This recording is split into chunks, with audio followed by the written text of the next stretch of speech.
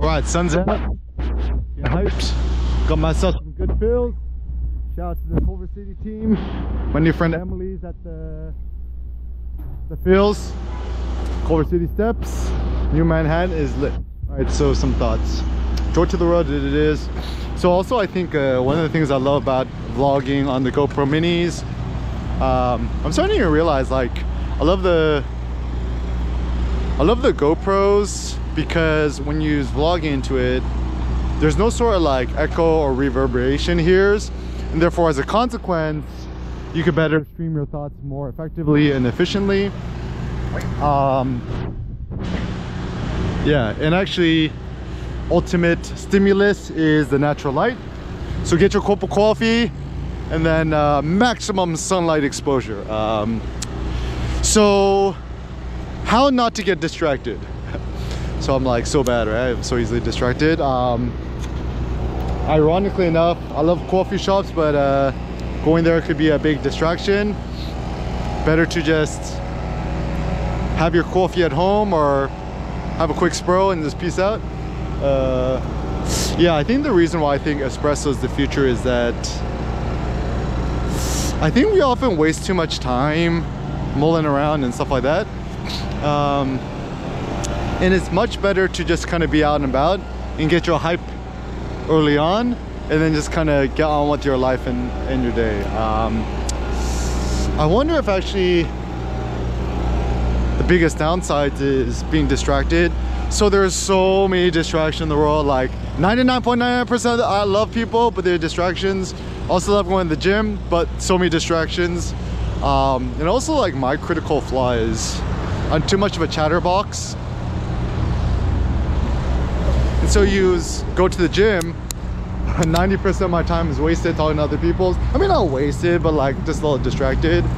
And I don't know, in today's world where we have such limited time, to protect your focus is the most critical thing.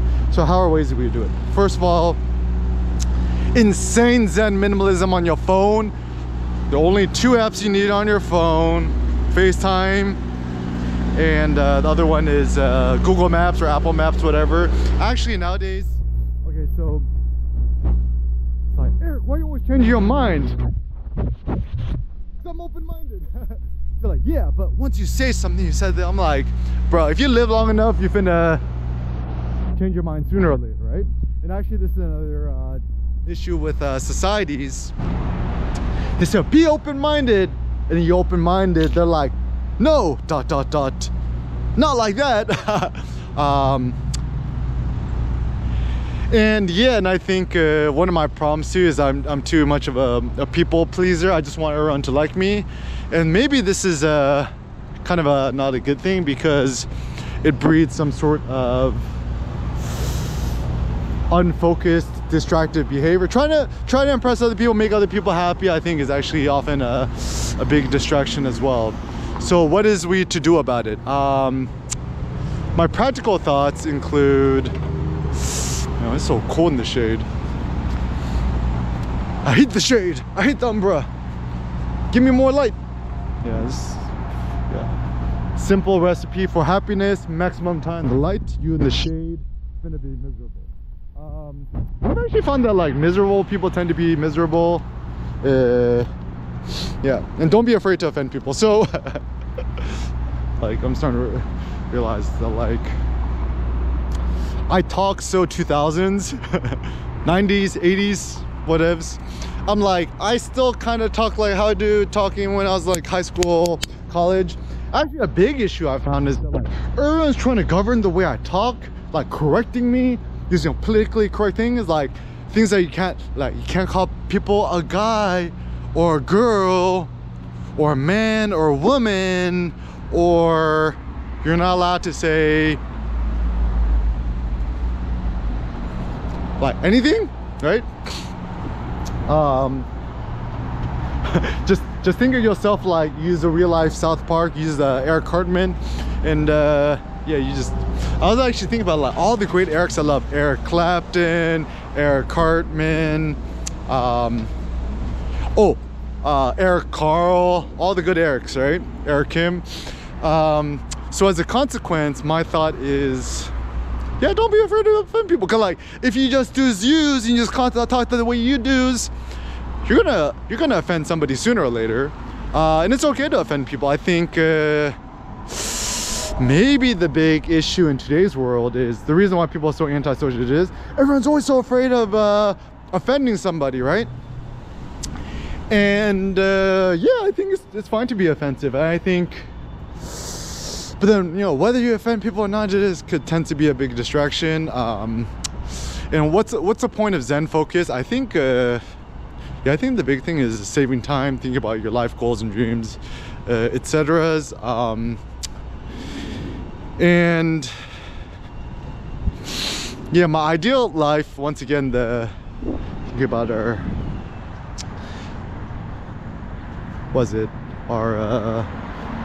bear lifestyle, walking 50 miles a day is my personal goal.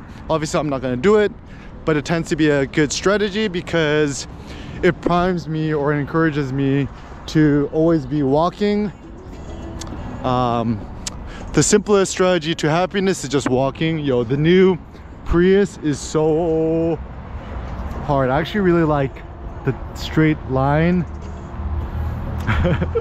I actually like, am I the only one thing I like? Okay, this little latch here, this piece of plastic, super ugly, but am I the only one who thinks that the new Prius might actually look cooler than Tesla? But alas, wow, so expensive. 2023 Prius, $44,000. Oh my goodness. Best car to get is 2010 Prius white. Get it used, like sub $8,000 brand new. Yeah, it seems gonna be the new car. Actually, oh, I had some thought too. You know, Hyundai Genesis. Y'all should make a hybrid car. I think electric ain't the way. It's I mean, obviously I love electric cars because I think they're super good for the planet and everything, but from a pure pragmatic side, they ain't as convenient or lit. Yeah, don't buy a car. It's like, you buy a sports car, you waste so much money. Okay, so some thoughts. It's like, what do you want to do with your life? It is, I mean, okay, so certain life goals, super simple. Get married, have kids. I think the whole trend towards anti-marriage, anti-kids is kind of a weird one. It's kind of this weird consumerist behavior. Okay, like my thoughts. If you're just going to become like a pure philosopher or a pure artist, you don't want to offend nobody, whatevs, then yeah, just be a solo bachelor for the rest of your life. But I think the reason why more philosophers should have kids is because I mean, ironically enough, you'll be happier. I think the secret to happiness is having at least one kid. I mean, I think ideally two, because why have two kids at least? My theory is, I mean, it sounds bad, right? But like, often one could tragically die in an accident or something, right?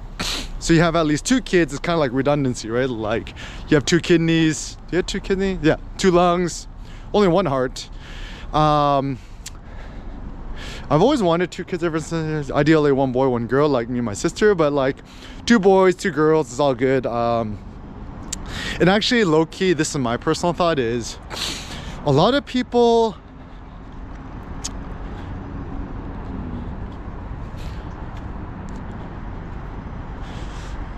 men, I think we all desire at least one male heir, is my honest take on things.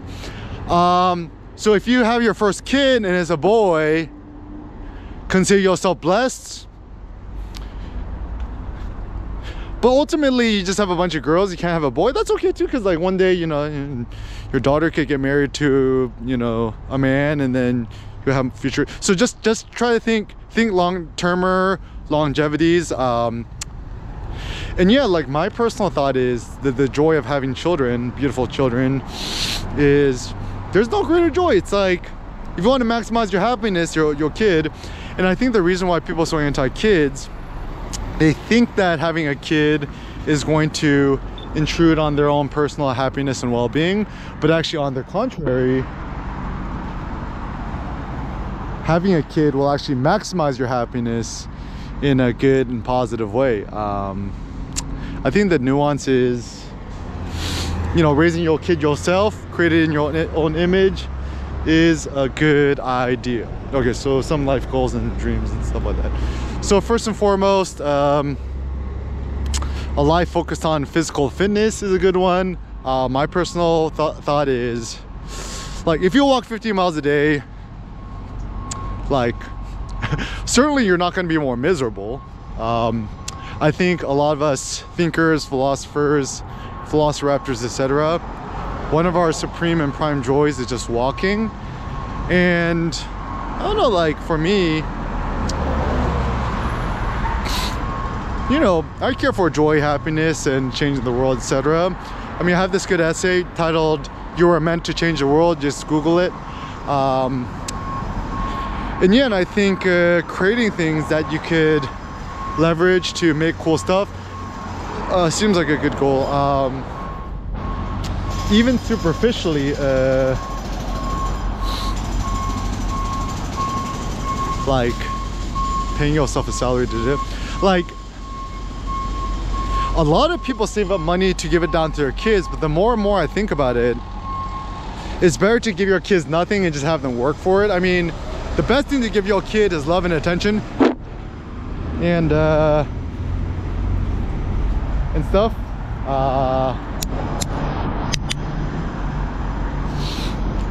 Being a free thinker. Okay, so some more thoughts. Ultimately, my passion is to put out thoughts, interesting thoughts, stuff like that. And actually, often it's distractions, other people who prevent me from thinking creatively and coming up with these turbo thoughts. Yeah, and I think, you know, in terms of family harmony, obviously just support your wife. Your kid will be fine. And actually, a big critical thought I have too is generative AI is like, all right, so my personal thought is, you know, being a man,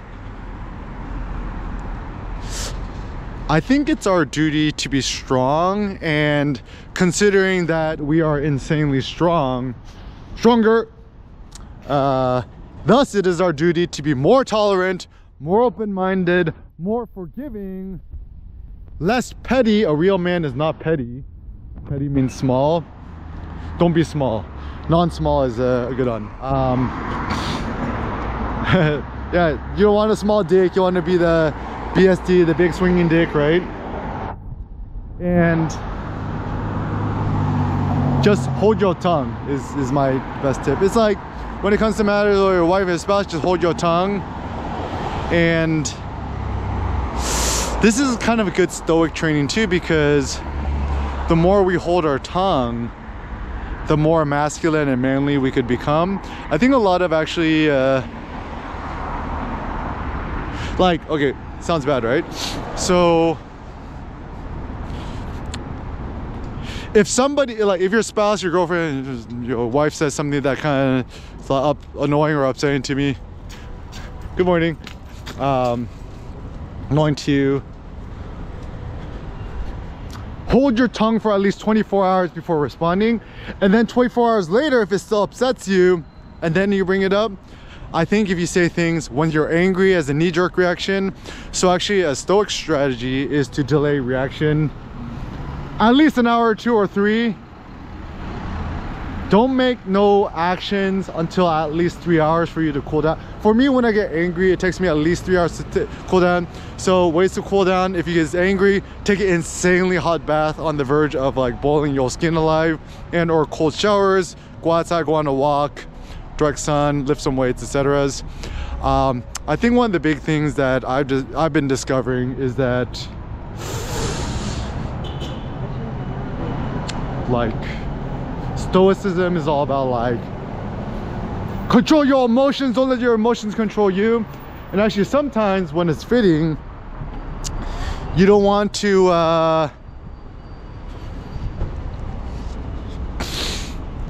it's better to be more cold, indifferent, stuff like that. Ooh, yo, this Mazda is so hard.